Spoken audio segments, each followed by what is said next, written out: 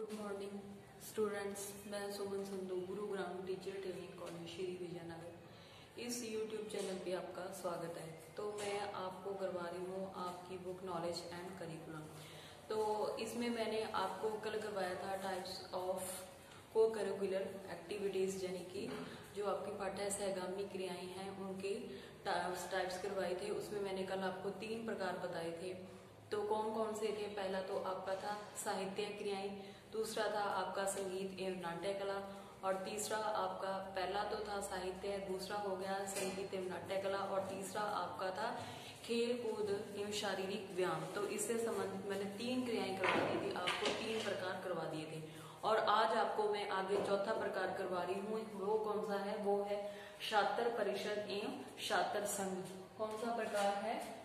आगे चौथा प्रकार है इसमें छात्र परिषद, छात्र परिषद एवं छात्र संघ। छात्र परिषद एवं छात्र संघ मैं आज आपको ये चौथा टाइप्स करवा रही हूँ, चौथा प्रकार करवा रही हूँ कि जो आपकी को करिकुलर एक्टिविटीज है उसमें क्या क्या हमें शामिल करना चाहिए। जैसे कि छात्र परिषद या छात्र संघ हो गया या छात्र परिषद होगी। तो इसमें क्या है कि छात्र परिषद का विद्यालय की समस्त पाठ्य सहगामी क्रियाओं में बहुत महत्वपूर्ण स्थान है। यानी कि जो हमारी छात्र परिषद है, यानी कि जो छात्र परिषद की जो ऐसे हमने एक ग्रुप बनाया है, संगठन बनाया है, इसमें कि इलेक्शन द्वारा जैसे स्कूलों में कॉलेजों में भी क्या किए जाते हैं, बच्चों के चुनाव करवाए जाते हैं। तो जो हमारी परिषद होती है, जो हमारा संघ होता है, जैसे कि सरकार हमारे समाज की क्या करती है, सेवा करती है, तो उसी तरह से तो जब हम सरकार चुनते हैं उसी तरीके से स्कूलों में क्या बनाई जाती है, छात्र संघ या छात्र परिषद एक संगठन बनाया जाता है। तो ये जो छात्र परिषद का विद्यालय की समस्त पाठ्य सहगामी क्रियाओं में बहुत ही महत्वपूर्ण स्थान है। इस क्रिया के द्वारा छात्रों को सब शासन का प्रशिक्षण मिलता है कि जो हमारी ये पाठ्य सहगामी क्रिया है, संघ परिषद जो हमने छात्र परिषद या संघ परिषद बनाई है, वो क्या है कि इसमें बच्चे को सब शासन प्रशिक्षण मिलता है। यानी कि सब शासन करने का पता चल जाता है कि हमें कैसे शासन करना है। तो इसमें सब शासन का प्रशिक्षण मिलता है। छात्र अपने अधिकारों एवं कर्तव्यों का समुचित ज्ञान प्राप्त करते हैं। इसमें क्या होता है, जो छात्र होते हैं वो अपने अधिकार और कर्तव्य है कि उनके क्या क्या अधिकार है और उनके कर्तव्य है कि उनके क्या क्या फर्ज बनते हैं, इनका वो क्या करता है, समुचित ज्ञान प्राप्त करता है। किसके माध्यम से? छात्र संघ परिषद या छात्र परिषद या छात्र संघ परिषद से उसको इस बात का पता चलता है कि उसके अधिकार कौन कौन से। जैसे हमारे जनता को अधिकार प्राप्त है, वैसे ही स्कूलों में क्या होता है, बच्चों को भी अधिकार प्राप्त होते हैं। तो उनके कर्तव्य क्या है? कर्तव्य जैसे हमारे देश के जो भी धार्मिक स्थल हैं या जो भी राजनीतिक स्थल हैं, जो भी हैं, उनको क्या करना होता है, बचा के रखना होता है, हमारे समाज की सेवा करनी होती है। उसी प्रकार से क्या होता है कि जो हमारी ये छात्र परिषद या संघ परिषद होती है, छात्र अपने अधिकारों एवं कर्तव्यों को वो क्या करते हैं, कर्तव्यों को समुचित ज्ञान प्राप्त करते हैं। अतः छात्र संघ परिषद के संगठन एवं संचालन द्वारा छात्रों को नागरिकता की शिक्षा प्राप्त करते हैं कि जो हमारे विद्यालय में छात्र होते हैं, जो बच्चे होते हैं, उनका क्या चुनाव करवाया जाता है। चुनाव कराने के बाद वो परिषद जो उनकी जो छात्र संघ बनाया जाता है या जो परिषद बनाया जाता है या जो ग्रुप बनाया जाता है के संगठन एवं संचालन द्वारा छात्रों को नागरिकता की शिक्षा मिलती है। विद्यालय में अनुशासन स्थापित करने में भी यह बहुत ही सहायक होता है कि जो हम संघ परिषद बनाते हैं या परिषद बनाते हैं, बच्चों का जो ग्रुप बनाते हैं, तो वो जो कहते हैं नागरिक जो विद्यालय में अनुशासन स्थापित करने में भी यह बहुत ही सहायक होते हैं। कि इसमें जो हमारी जो परिषद बनती है, संघ बनती है, उसमें एक नेता चुनते हैं। उस नेता को क्या होता है कि अपने जो भी उसके अपने स्कूल या विद्यालय के प्रति जो उसके फर्ज है या जो उसके अधिकार है या जो कर्तव्य है, उसको सारे क्या उसके माध्यम से बता दिए जाते हैं। तो जब उसको नेता चुनते हैं तो वो क्या करता है, अपने जो उसके साथी हैं तो उनसे क्या करता है, इन सभी चीजों के अनुशासन का क्या उनसे पालन करवाता है। तो इसमें विद्यालय अनुशासन स्थापित करने में भी बहुत ही सहायक होता है। छात्र सब शासन से संबंधित संगठन विभिन्न विद्यालयों में विभिन्न नामों से क्या उसे पुकारा जाता है। जो कि हमारे छात्र संघ बनाई है, जो परिषद बनाई है, जो हमने संगठन बनाया है, उसको क्या है विभिन्न नामों से जाना जाता है। वो कौन कौन से नाम होंगे, जैसे छात्र परिषद होगी, पार्लियामेंट हो गया, छात्र संघ हो गया, ये सारे तीनों नाम से उसको पुकारा जाता है जो हमने एक संगठन या ग्रुप बनाया है। कौन कौन से नाम होंगे, छात्र परिषद हो गया, पार्लियामेंट होगी, छात्र संघ हो गया आदि। सन 1955 में सेंट्रल इंस्टीट्यूट ऑफ एजुकेशन सन 1955 में, कौन से सन में, सन 1955 में इस चीज की स्थापना की गई, इस छात्र संघ को लागू किया गया, इसका नाम रखा गया सेंट्रल इंस्टीट्यूट ऑफ एजुकेशन में छात्र सब शासन पर आयोजित सेमिनार, यानी कि जो इसका सेमिनार आयोजित करने का निर्णय किया गया। कब किया गया, 1955 में। और इस सेमिनार का नाम रखा गया सेंट्रल इंस्टीट्यूट ऑफ एजुकेशन में छात्र सब शासन पर आयोजित सेमिनार पर निर्णय किया गया।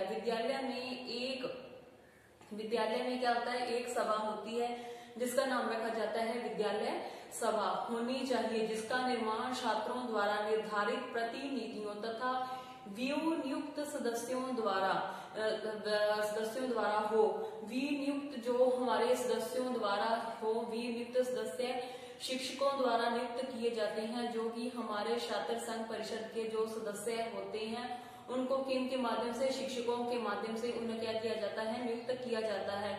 इस सभा के अधीन 5 मंडल होते हैं जिनके सदस्यों को कौन नियुक्त करता है, शिक्षक नियुक्त करता है। इनकी जो छात्र संघ बनाया जाता है, जो छात्र परिषद बनाई जाती है, तो उसमें जो हमारे बच्चे चुने जाते हैं उनके 5 मंडल बनाए जाते हैं। उनको कौन नियुक्त करता है, उन्हें उनके शिक्षक ही नियुक्त करते हैं। और इन 5 मंडलों में जो बच्चों, जैसे कि एक तो हो गया कि आपका अनुशासन, तो कुछ बच्चों को किया जाता है, उसमें चुना जाता है कि वो अनुशासन से संबंधित उनको नियम कानून बताए जाते हैं कि आपको अपने विद्यालय में अनुशासन का पालन कैसे करवाना है, दूसरे बच्चों से अनुशासन का पालन करवाना है। उसमें कुछ बच्चों को, 1-2 बच्चों को हेड बनाया जाता है, किससे संबंधित, अनुशासन से संबंधित। 1 नंबर आपका हो गया अनुशासन। दूसरा हो गया स्वास्थ्य तथा भोजन, जैसे स्वास्थ्य और भोजन से संबंधित हो गया। तीसरा आपका जो मंडल बनाया जाता है उसे खेल कूद से संबंधित जो भी क्रियाएं करवानी होती है वो उनका फर्ज होता है, उनको निपुण करवानी होती है।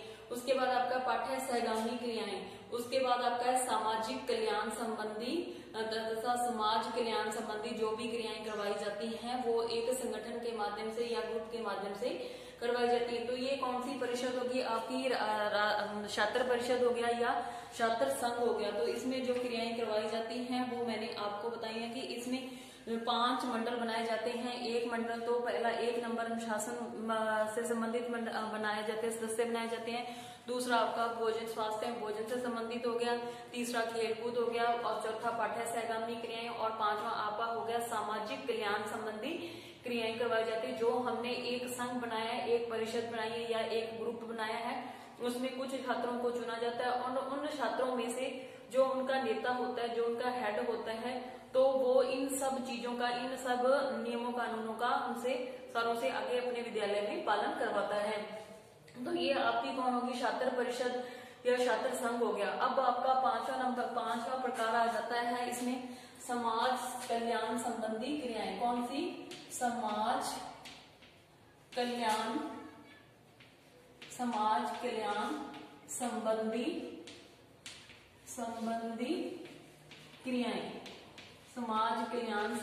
क्रियाएं, समाज कल्याण संबंधी क्रियाएं।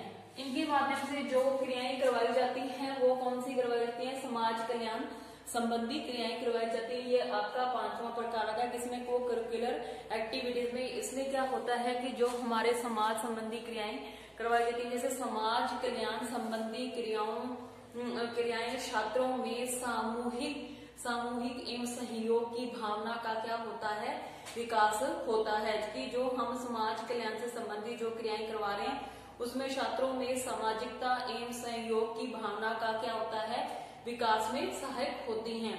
तो इसमें सबसे पहले एक समाज क्लब बनाया जाता है। इसमें किसको बनाया जाता है, समाज क्लब, एक ग्रुप बनाया जाता है जो कि समाज क्लब के नाम से जाना जाता है। जो भी इसमें समाज से संबंधित जो भी क्रियाएं करवाई जाती हैं, समाज सेवा से संबंधित जो भी क्रियाएं करवाई जाती हैं, उसे क्या कहते हैं, समाज क्लब। इसमें क्या होता है, बहुत से विद्यालयों में समाज सेवा क्लबों का संगठन किया जाता है। संगठन किया जाता है। इसमें जो सेवा क्लबों का मुख्य उद्देश्य यह होता है कि जनता की सेवा करना। कि कुछ विद्यालय ऐसे होते हैं जिसमें समाज क्लबों का निर्माण किया जाता है, या समाज सेवा से संबंधित क्लबों का एक संगठन बनाया जाता है, और इस संगठन से हम यह इच्छा कर सकते हैं कि ये क्लब का मुख्य उद्देश्य यह होता है कि जनता की सेवा करना। क्लब में आवश्यकता पड़ने पर अपनी सेवाएं प्रदान करती हैं। जो कि हमारा एक क्लब बना है, समाज सेवा क्लब बना है, अगर उसकी आवश्यकता पड़ने पर समाज में जो हमें सेवा करनी है, आवश्यकता पड़ने पर ये क्या करते हैं, ये क्लब में जितने भी सदस्य होते हैं वो कि समाज की सेवा करते हैं, मुख्यतः जनता की सेवा करना होता है। क्लब में आवश्यकता पड़ने पर अपनी सेवाएं प्रदान करते हैं। उदाहरण के तौर पर आपको मैं बता रही हूँ, जैसे प्रौढ़ को साक्षर करना, जैसे कि जो बुढ़े लोग होते हैं उनको क्या करना है, शिक्षित करना है, उनको साक्षर बनाना है। एक तो इस समाज क्लब के सदस्यों का ये एक नंबर हो गया। दूसरा नंबर उनको ये करना है कि जो हमारे बाढ़ पीड़ित हैं उनकी सहायता करने हेतु धन एकत्रित करना है। कि कैसे, कई बार क्या होते हैं, किसी जगह पे अधिक बारिश होने पर बाढ़ आ जाती है या सूखा पड़ जाता है, कोई भी आपदा आ जाती है, प्राकृतिक आपदा आती है, तो उससे संबंधित वो जो काम करना है उनको उसके लिए धन एकत्रित करना होता है। किसको करना होता है, समाज क्लब को एकत्रित करना होता है। उसके लिए आपका आ जाता है कि उनको भोजन वस्त्र आदि की व्यवस्था पहुंचाना होता है। और जैसे कि आपके उत्सव हो गए, मेले हो गए को करना, और भोजन आदि मेले हो गए, मेले के अवसर पर जो भी होते हैं, मेले के अवसर पर जैसे संक्रामक रोग वगैरह न फैले, से संबंधित कार्य किए जाते हैं। क्लबों के माध्यम से बालक समाज की वास्तविक परिस्थितियों से क्या होता है, परिचित होता है। कि जैसे हमारे जो समाज क्लब बना है उसमें जो बच्चे होते हैं, जो उनका एक संगठन बनाया जाता है, तो वो क्या करते हैं, हमारे समाज में जो भी परिस्थितियां होती हैं उनसे संबंधित, उनसे परिचित हो जाते हैं। तो परिचित हो जाते हैं। बालकों में सामाजिक गुणों के सहयोग, सहानुभूति, प्रेम तथा दया, सहनशीलता आदि का विकास होता है। किसके माध्यम से होता है, समाज क्लब के माध्यम से होता है। जब क्या बच्चा सीधा समाज के संपर्क में जाता है तो वहां पे जाके उसको वहां की परिस्थितियों के बारे में पता चलता है। तो ये किसका हो गया, समाज क्लब हो गया। ये किसके अंदर है, समाज कल्याण संबंधी क्रियाएं। तो इसमें एक नंबर आपका समाज क्लब हो गया। और इसमें दूसरा है जो आपका, वो है समाज क्लब के बाद सहकारी क्रियाएं। कौन सी, सहकारी क्रियाएं। सहकारी 2 नंबर आपका है सहकारी क्रियाएं। 2 नंबर आपका इसमें आ जाता है सहकारी क्रियाएं। सहकारी क्रियाओं में देखो कि क्या क्या आता है इसमें आपका, जैसे कि हमारे समाज में सहकारी क्रियाओं में आता है विद्यालय का कर्तव्य बालक को सहयोग का पाठ पढ़ाना। सहकारी क्रियाओं में ये होता है कि विद्यालय में जो बच्चे हैं, छात्र हैं, उनको किस चीज का पाठ पढ़ाना है, सहयोग का पाठ पढ़ाना है। कि हमें अदरवाइज विविधता पढ़ने पर हमें क्या करना चाहिए, जिस समाज में विविधता पढ़ने पर हमें क्या करना चाहिए, उनकी सहायता करनी चाहिए, समाज की सेवा करनी चाहिए, पाठ पढ़ाना है। बालकों में सहयोग की भावना का विकास करने हेतु सहकारी समितियों का संगठन किया जाता है। कि हमें समाज का सहयोग करना है तो इसके लिए जो हमारी सहकारी समितियां हैं उनका गठन किया जाता है। किसके माध्यम से किया जाता है, विद्यालयों के माध्यम से किया जाता है। तो इसमें संगठन की तरह इस संबंध में जो हमारे राइटर हैं, कौन है, रायबर्न। क्या नाम है उनका, रायबर्न।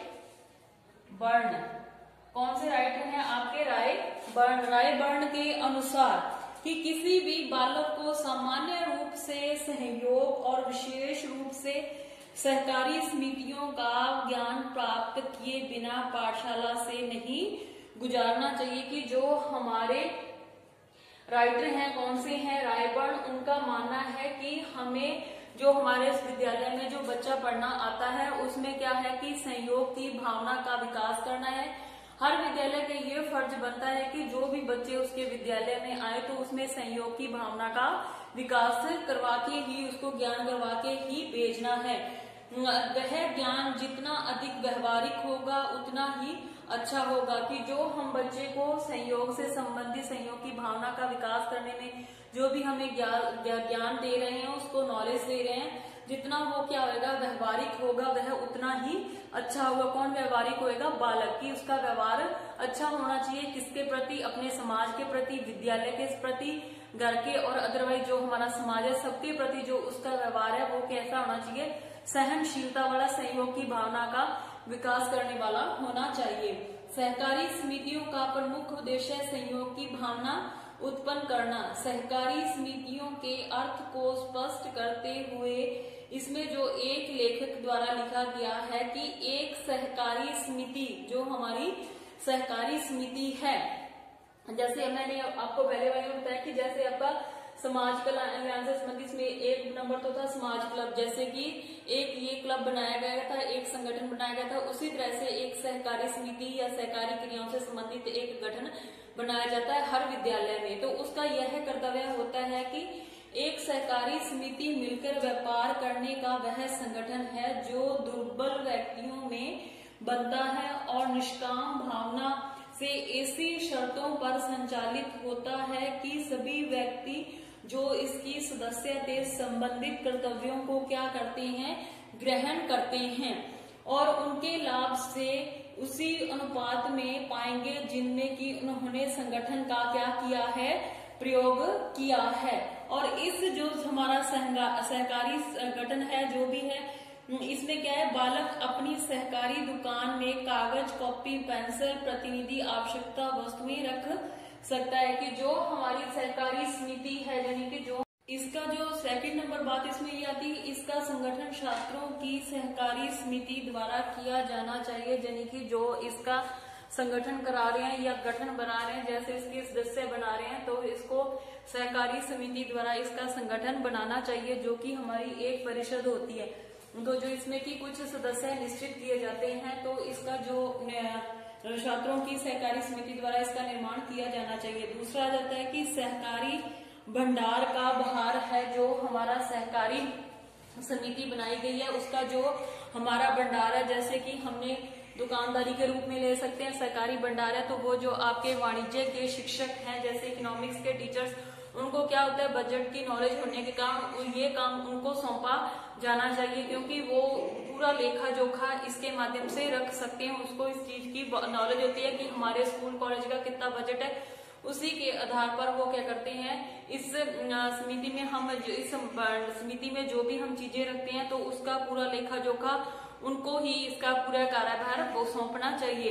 तो उसके बाद आपका आ जाता है आगे वाला, उसमें 4 नंबर बात आ जाती है कि सामान जो है आपने जो सहकारी समिति के अंदर या गठन के अंदर जो आपने एक दुकानदारी में सामान रखा है, उसमें आपको कितनी दर में सामान आपने कौन सी दर पर खरीदा और कौन सी दर पर बेचा है, तो इसका भी उनको क्या करना चाहिए? सामान पर खरीदा यानी इसका पूरा जो सामान खरीदा है कितने में बेचा है, तो जो हमारी सहकारी समिति की जो बैठक है उसमें हमें उसका पूरा ध्यान रखना चाहिए, उस पर बातचीत करनी चाहिए। उसके बाद आगे आपका 5 नंबर आ जाती बात इसमें कि जो भी लेखे जोखे की जांच हमें समय पर करनी चाहिए। कि हमें जो भी लेखा जोखा, तो हमें पूरे महीने में कोई दिन निश्चित कर लेना चाहिए कि हमने कितना सामान रखा है, कितना बेचा है, कितनी इनकम हुई है, तो वो एक दिन निर्धारित करने पर हमें उसका लेखा जोखा रखना चाहिए। उसके बाद आपकी 6 नंबर बात इसमें ये आती है कि आवश्यकता पड़ने पर समिति को क्या रजिस्टर्ड भी कर लेना चाहिए। कि एक कागज पे आपको उस चीज को रजिस्टर्ड, जो आपने सहकारी समिति बनाई है उसको रजिस्टर्ड करवा लेना चाहिए। उसमें जो सदस्य हैं उन सबके क्या करने चाहिए? साइन ले लेने चाहिए। उसके बाद आपका आगे आ जाता है 7 नंबर बात, समस्त सामान दाम नकदों में बेचा जाए। कि जो भी हम सामान उस समिति के अंदर रख रहे हैं उसमें क्या है,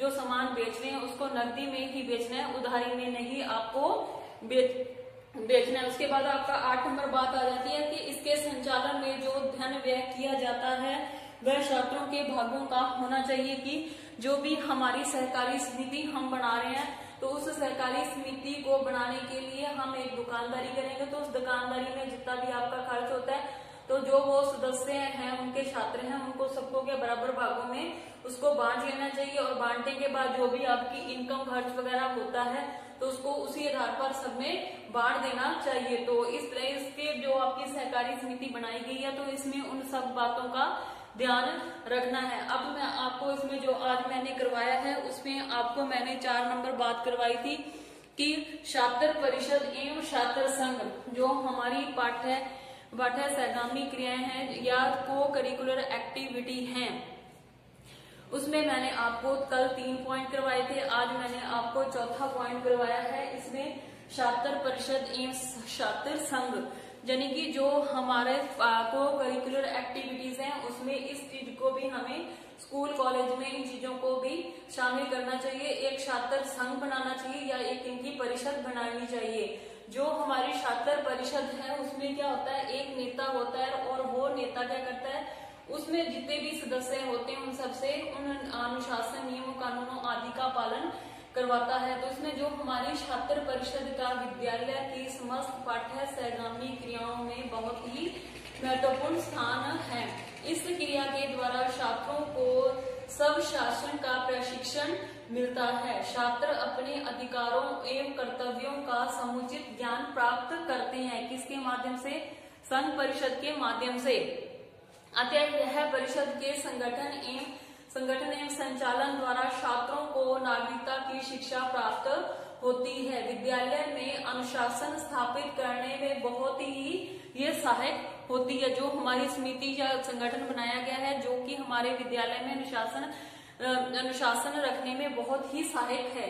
छात्र क्या होता है, इसमें सब शासन से संबंधित संगठन विभिन्न विद्यालयों में विभिन्न नामों से पुकारा जाता है कि इसके जो नाम है, जो हमारी छात्र संघ है उसको अलग अलग नामों से पुकारा जाता है। वो नाम कौन कौन से हैं? छात्र परिषद हो गया, पार्लियामेंट होगी या छात्र संघ हो गया। और सन 1955 में जो एक सेमिनार रखा गया था, वो सेमिनार का नाम था सेंट्रल इंस्टीट्यूट ऑफ एजुकेशन। इससे संबंधित जो छात्र संघ था उससे संबंधित एक सेमिनार रखा गया था। वो कब रखा गया था? 1955 में रखा गया था। और उस सेमिनार का नाम था कि सेंट्रल इंस्टीट्यूट ऑफ एजुकेशन में छात्र एवं सब शासन आयोजित सेमिनार था। और उसमें निर्णय लिया गया था कि विद्यालय में जो सेमिनार हुआ था उसमें एक निर्णय हुआ था कि विद्यालय के अंदर एक विद्यालय सभा होनी चाहिए जिसका निर्माण छात्रों द्वारा निर्धारित प्रतिनिधियों तथा विनियुक्त सदस्यों द्वारा ही किया जाना चाहिए। विनियुक्त सदस्यों द्वारा हेतु विनियुक्त सदस्य शिक्षकों द्वारा नियुक्त किए जाते हैं। और इस सभा के अधीन 5 मंडल होते हैं जिनके सदस्यों का निर्वाचन सभा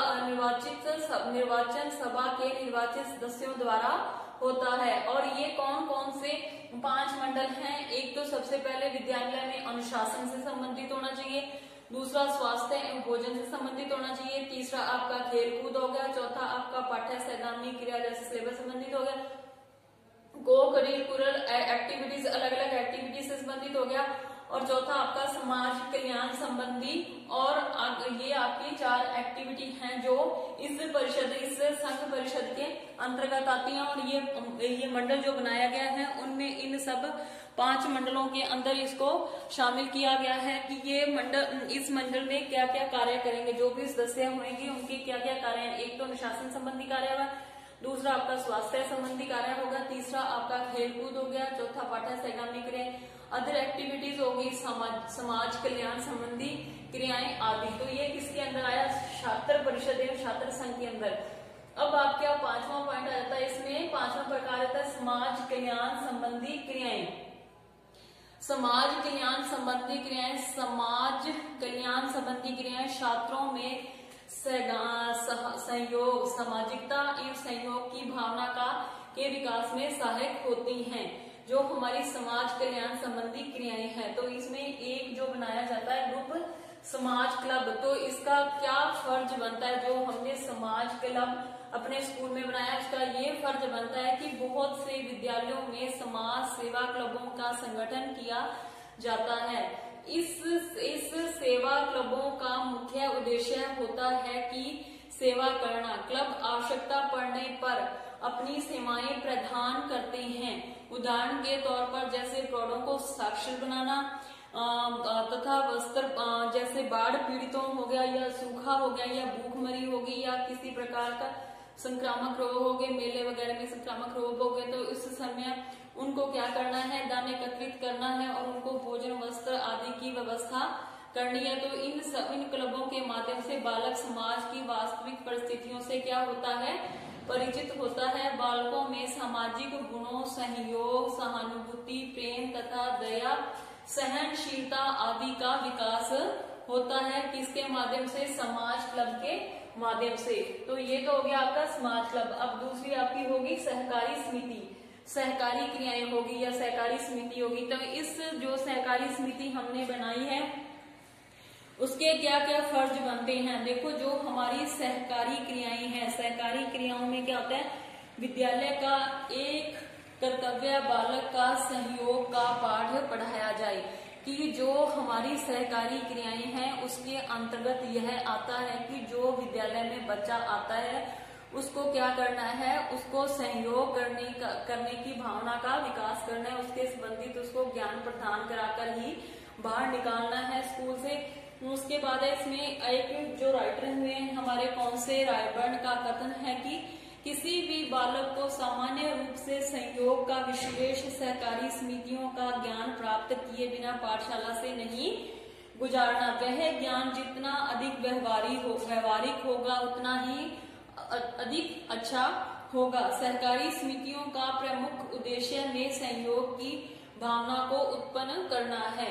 सहकारी समितियों के अर्थ को स्पष्ट करते हुए एक लेखक ने कहा है कि एक सहकारी समिति मिलकर व्यापार करने का वह संगठन है जो दुर्बल व्यक्तियों में बनता है और निष्काम भावना से ऐसी शर्तों पर संचालित किया जाता है कि सभी व्यक्ति जो इसकी सदस्य से संबंधित कर्तव्यों को ग्रहण करते हैं उनके लाभ में से उसी अनुपात में पाएंगे जिनमें उन्होंने संगठन का प्रयोग किया है। कि जैसे हमने एक सहकारी समिति या एक गठन बनाया है, उस गठन को बनाने का मुख्य उद्देश्य यही है कि हम जो दुर्बल व्यक्ति हैं उनकी सहायता करनी है और जैसे हम कोई भी कार्य करते हैं तो उस कार्य में सहयोग की भावना का विकास होता है। अगर हम वो कार्य करते हैं तो उसमें क्या होता है, सहायता, जो भी एक संगठन बनाया जाता है इसमें जो सहकारी बैंक वगैरह होते हैं, बालक अपने सहयोग एवं भागों की सहायता से विद्यालय में सहकारी दुकान, सहकारी बैंक या